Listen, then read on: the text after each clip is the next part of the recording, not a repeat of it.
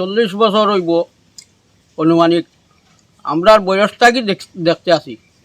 এই রাস্তাটা ফার্স্টে যে কাজ হয়েছিল, রাস্তাটা হয়েছিল এরপরটা কি কোনো কাজ নাই। তখন আমরা ছোটো হুরুরটা লইয়াও স্কুলে যাওয়া যায় না, একটা সাইকেল লইয়াও আওয়া যায় না। এর বাদে আমরা দেখুন একজন অসুখ হয় যদি আমরা একটা টুকটুক পর্যন্ত ঢুকতে পারে না। আমরা এই অবস্থায় আছি। আমরা সরাটি থাকি আরও বাদ আছি, বুঝছেন নি? আমরা ডিএমর কাছেও, ডিএম সাহেবের কাছেও দিছি, বিডিও সাহেবের কাছেও দিছি, পঞ্চায়েতেও দিছি, সবেও খালি করে ওইব। এই গোয়াটো আমরা আছি আজ 40 বছর থাকি, কিন্তু আমরা এখন আর রাস্তা নাই। আমরা কি করবো কই? তখন আমরা দরকার পড়ে আমরা বুট বয়কট করতাম হইব। আমরা যখন নাগরিক হিসাবে নাই, আমরা বুট কোনো প্রয়োজন আছে নি কই? নাগরিক হিসাবে থাকলে তো আমরা রাস্তাটা হইতো। পাড়ার ভিতরে রাস্তা আছে, ভোটার সাইডে রাস্তা আছে, আমরা রাস্তাটা কেন নাই? ও ফলটিত বাসন দেয়, ত্রিপুরার সব রাস্তা আমরা করেছি। আমরা তো লজ্জা লাগে কিছু, আমরা চকুর সামনে রাস্তা নাই, কিন্তু তারা লাম্পা বাসন দেয়, এটা আমরা কিছু লজ্জা লাগে। এই রাস্তার এই বেহাল অবস্থা দেখে আমরা বিভিন্ন জায়গায় বিভিন্ন দপ্তরে গিয়ে কথা বললাম, যে পঞ্চায়েত, বিডিও, এসডিএম, ডিএম, মুখ্যমন্ত্রী সবার সাথে আমরা কথা বলেছি। তার রিসিভ কপি আমার কাছে আছে, এই দেখেন।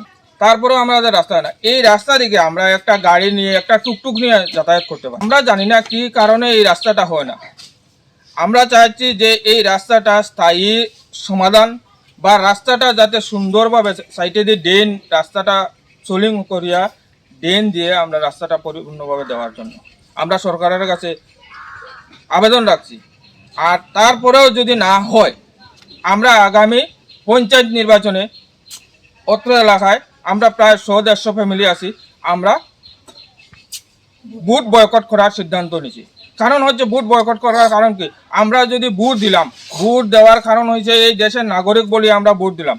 এই দেশে যদি আমরা ভোটের কোনো মূল্য থাকলো না, তাও আমরা ভোট দেওয়ার কোনো প্রয়োজন আসে না। আমরা নাগরিক হিসাবে নাই, তো আমরা ভোট দিব কাকে? আমরা মেম্বার প্রধান কাকে বানাবো? আমরা রাস্তাটা এতদিন যাবত, 40 বছর যাবত রাস্তাটা হয় না। ওরা কি দেখে না? সরকার কি দেখে না?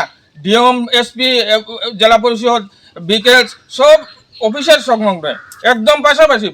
জেলা পরিষদ থেকে মনে হয় না 100 ফুট হবে বলে, ডিএম অফিস থেকে 50 মিটার হবে বলে মনে হয় না। এরপরেও রাস্তাটা হচ্ছে না। पंख मिल जाते हैं ख्वाब वालों को, आड़ते हैं जिंदगी सवर ले, ऊंची ऊंची उड़ाने मुस्काने, उस मीठे पल का भरोसा तू कर ले। जिंदगी में कुछ बनो है techno. Techno College of Engineering, Agartala.